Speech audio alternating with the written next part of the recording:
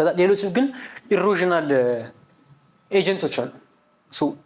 ምን ማለት ነው? ሌሎች ኢሮዥናል ኤጀንቶች ስንል በዊንድ አክሽን ምክንያት የሚፈጠሩ ኤጀንቶች አሉ። ቅድም ያየነው እስካሁን በራኒንግ ወተር ወይም በፈጣን በሚንቀሳቀስ ውሃ ምክንያት የሚፈጠርን ወተር ፎርም እና የሚፈጠርን ኢሮዥን የሚፈጠርን ዴኒዴሽን ነው ያየነው።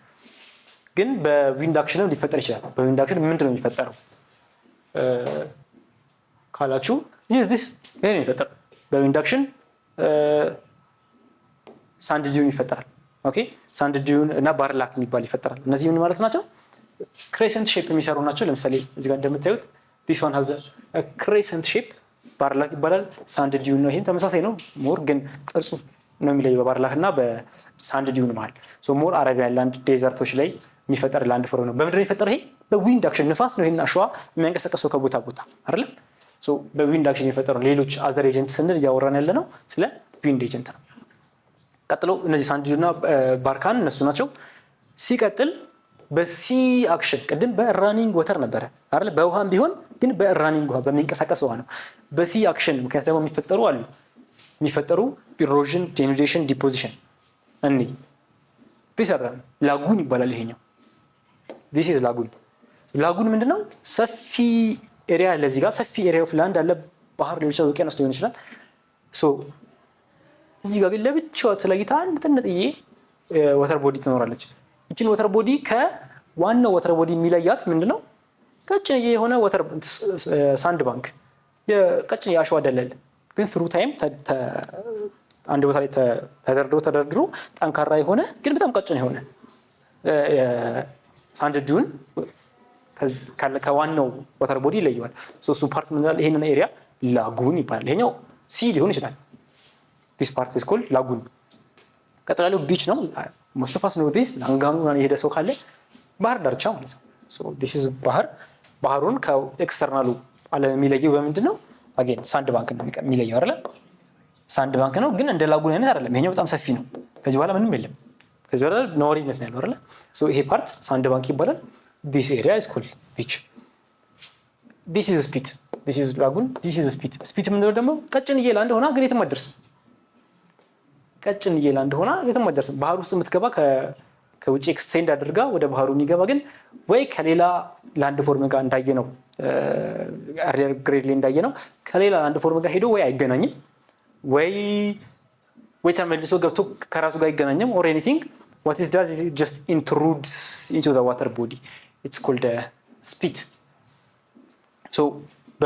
በዊንድ አክሽን የሚፈጠሩትን አየን እንደ ባርካን እና ሳንድ ዲዩንን በእነዚህ ማለት ነው። በሲ አክሽን ደግሞ ኢሮዥን፣ በሲ አክሽን ደግሞ የሚፈጠሩትን እነ ቢች፣ ስፒት እና ላጉን። ሌላኛው ስንጀምር ምን ብለን ነበር ያየነው?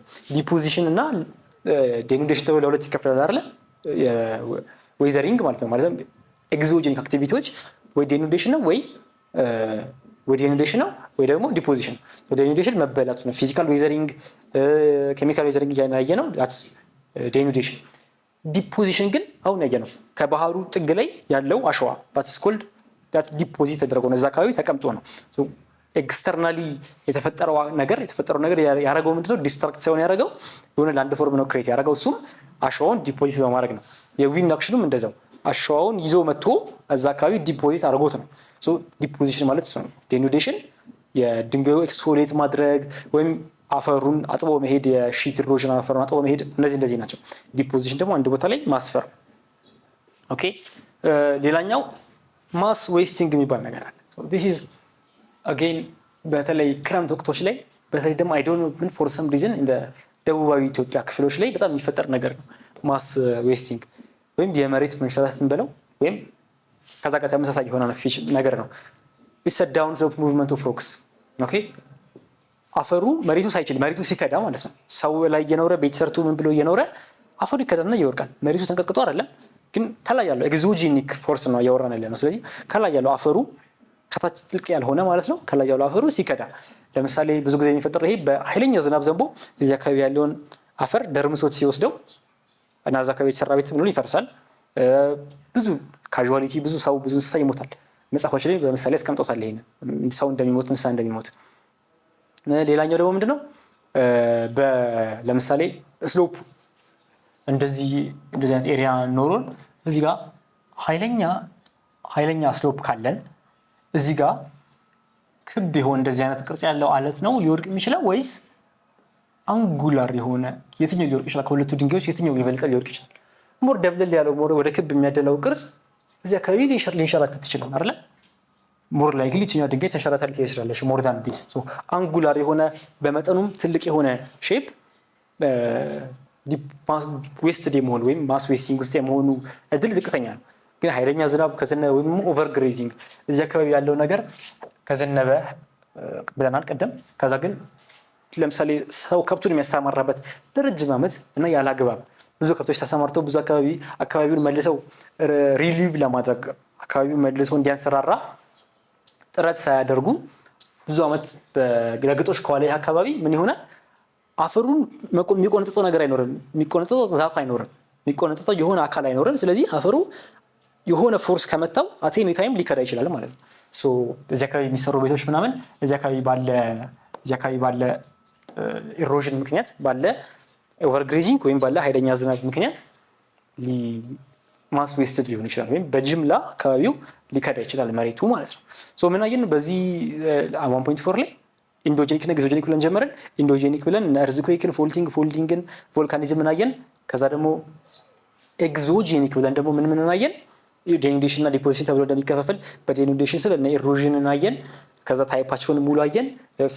የሶይሉም ደግሞ የሮክም ከሆነ ደግሞ ፊዚካል እና ኬሚካል ብለን ከፈል ነው። ዲፖዚሽን ሲሆን ደግሞ እነ ላጉን እነ ስፒት እንዴት ከላንድ ወጥተው ወደ ዋተር ቦዲ ኢንትሮድ እንደሚያደርጉ እነሱ ነገሮች በአሸዋ ወይም ሌላ አይነት አለት ዲፖዚት ተደርገው እንደሆነ አየን። ሶ ዴኒዴሽን እና ዲፖዚሽንን ከኤግዞጄኒክ ፎርስስ ከኢንዶጄኒክ ደግሞ እርዝኩዌክ እና ፎልዲንግን አየን ማለት ነው። ሶ እነዚህ ቅድም ያየናቸው ናቸው። አንድ የሚቀረን ፖይንት በኋላ መጣበታለሁ መለስበት ያልኩት ፖይንት ይሄ ነው። የላይምስቶን ኃይለኛ ድንጋይ ሲመታው ኃይለኛ ውሃ ሲመታው ይሸረሸራል እና ጉድጓድ ወደ ታች ሳይሆን ወደ ጎን ጉድጓድ ይፈጠራል። እሱም ዋሻ ይባላል ወይም ኬቭ ይባላል ብለን አይተናል። እሱ የምናውቀው ነው። እዚህ ላይ ግን ኮንሲደር ማድረግ ያለብን ነገሮች አሉ። እነሱ ምንድናቸው? ስታላክታይት እና ስታላግማይት። ስታላክታይት እና ስታላግማይት ማለት ከባህሩ ከኦሽኑ አሁን ይሄ ማለት አንድ ወጥ ድንጋይ የነበረ ነው። የሆነው ነገር ምንድነው? ሲመታው ውሃ ሲመታው ላይምስቶን ይሄ ድንጋይ ውሃ ሲመታው ትሩ ታይም ቀስ እያለ ወደ ውስጥ የገባ ነው እንጂ ኢት ዋዝ አንድ ጠንካራ ድንጋይ ጠንካራ አለት አንድ የነበረ ነበር። ወደ ውስጥ ገባ። ይሄና ይሄ ደግሞ ውሃ ሲነካው እዚህ ጋር ፒውር ወተር አይደለም እዚህ አካባቢ የሚመጣው ወይም ፍሬሽ ወተር አይደለም እዚህ አካባቢ የሚኖረው ባህሩ ይዞት የሚመጣው ውሃ ወንዙ ይዞት የሚመጣው ውሃ።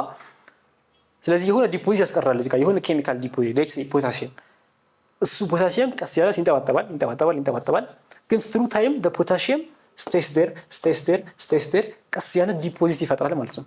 እሱ ዲፖዚት ይደማመራል። ሴም ከታችም የሚኖረን ውሃው አጥቦት ይሄን ቦታ ሲመለስ የሆነ ያህል መጥቶት ሲመለስ ማለት ነው የሆነ ዲፖዚት ጥሎ ይሄዳል አይደል? እሱ ዲፖዚት አሁንም ሲደመር ስታላክታይት ኤንድ ስታላግማይት ይኖረናል። እነዚህ ቦታዎች ማለት እነዚህ የምናያቸው ትናንሾቹ ከላይ ወርታች የተንጠለጠሉ ነገሮች ከታችም ወደ ላይ የሚመጡ ነገሮች እነዚህ በላይምስቶን ላይ የሚፈጠሩ ነገሮች ናቸው። ይሄኛው የባሌ ሶፍ ዑመር ዋሻ ነው። ስታላክታይቱ ከላይ እንደዚህ ስታላክታይትና ስታላግማይት ከላይና ከታች መተውልን መሀል ላይ ይገናኛሉ። እዚህ ከንሲሂር የሆነ መገናኛ ቦታ እንደሆነ ያስታውቃል። ይሄኛው ወደዚህ ይመጣ ነበር መሀል ላይ እንደ ኮለን ሆሎ ቆመዋል። እንደዚህ ሲሆኑ የበለጠ ለውሃው ላይምስቶኑን እየመታው የበለጠ ዋሻ እንዲያበጁለት መንገድ ይሰጡታል። ምን በማድረግ ይዞት በመቆም ያንን ወደ ውስጥ እንደዚህ የነበረውን ቀስ እያለ ይሄ እንደዚህ ሲሆን ቀስ እያለ ሲታጠፍ at some time ይሄ ነገር እንደዚህ ከሆነ ራሱን ችሎ መቆም አይችልም። ኦኬ ኮላፕስ ያደርጋል። ኮላፕስ እንዳያደርግ ግን ከዚህ ጋር የሚንጠባጠቡ ስታላክታይት እና ስታላግማይት ያልናቸው አሉ። ስሩ ታይም ይመጡና እንደዚህ ከመሆኑ በፊት ምን ይፈጠራል? ይሄው እንዳለ ስሩ ታይም ቢውልድ ሲያደርጉት የነበሩት ስታላክታይት እና ስታላግማይት ይመጡና አንድ ኮለን ይሰሩለታል ወይም ይሄ ነገር እንዳይወድቅ አንድ ስትራክቸር ይሆኑታል ማለት ነው። ምን ማለት ነው? በመሃል ልክ እንደዚህ እንደምታዩት ይሄኛው ራሱ ስትራክቸር አለው፣ ይሄኛው ስትራክቸር አለው በግራም በቀኝም። ሶ ሲንጠባጠቡ የነበሩት ነገሮች ፎርም አድርገው ኮለን ሰጡት። ስለዚህ ይሄ ነገር አይወድቅም ማለት ነው። ውሃው ተጨማሪ ሩም አገኘ ማለት ነው ወደ ውስጥ መግቢያ። ሶ ወደ ውስጥም እየመጣ ውሃው ይመለሳል። እየመጣ ውሃው ወደ መንገዱ ወደዚህ ሊሆን ይችላል ይሄዳል። ግን በመሀል ክፍተት ስላለ ድንጋዩን እየመታው ሲገባል መንገድ የለም ይመለሳል። ስሩ ታይም ግን እቺ መንገድ እየሰፋች ሌላ ስታላግት ሌላ ስታላግማይት ኮለን እየሰጠው ዋሻ እየሰራን እንመጣለን ማለት ነው። ስለዚህ ይሄኛውም ሌላ የዲፖዚሽን አይነት ነው። ኦኬ እየበላ ነው ቢሆን መጀመሪያ ላይ ዴኑድ ዌዘር እያደረግነው በሃይድሮላይሲስ በሬናክሽን ሃይድሮላይሲስ እየሰራን ቢሆን ላይምስቶኑ ካርቦኔትድ ሆኖ ማለት ነው። ግን ስታላግማይትና ስታላግማይት ምን ይፈጠሩ ነው? ዲፖዚሽን እየፈጠሩ ነው። the chemical deposition on the ceiling and the chemical deposition on the ground of the cave ሲፈጠር ምን ፈጠረ? ሲደመር ምን ፈጠረ? ኮለን ፈጠረን ማለት ነው። so this is also another form of deposition. Okay, so I think that's pretty much it. ምን አየን በዚህ ዩኒት? ኢንዶጄኒክ እና ኤግዞጄኒክ ፎርስስ አየን። ኢንዶጄኒክ ፎልድ ቮልካኒዝም አርዝኩዌክ፣ ኤግዞጄኒክ ደግሞ ዌዘሪንግ እና ኢሮዥን በዊንድ በወተር እነዚህ ነገሮች አየን። ሶ ሰፋ ያለ ዩኒት ነበረ። አይ ሆፕ ማወቅ ያለባችሁ ነገር እንዳውቃችሁ ተስፋ አደርጋለሁ። እነዚህ ፕሮሰሶች ደግሞ ምን አይነት ኢምፓክት እንዳላቸው ኮንስታንትሊ ደግሞ ሀፕን እያደረጉ እንዳለ ኦኬ ይሄ ነገር ተፈጥሮ አልቋል ይባል አይደለም። አሁንም ሶፍ ዑመር ላይ ስታላክሳይት ስታላግማይት አለ። አሁንም ገሊ ኢሮዥን ተገጣጥመው ሁለት ፍለዶች መጣው አንድና አካባቢ እያጠቡት ነው። ኦኬ ኢትስ አን ኦንጎይንግ ቲንግ። ሶ ይሄን ነገር ኮንሲደር አድርጉ። ቀጣይ በዩኒቱ የምንገናኝ ይሆናል። So until then, if anything is unclear, you can go back and watch the other videos ማለት ነው. I hope they will be clear. Until next time, it's been a pleasure having you from Qalam Academy.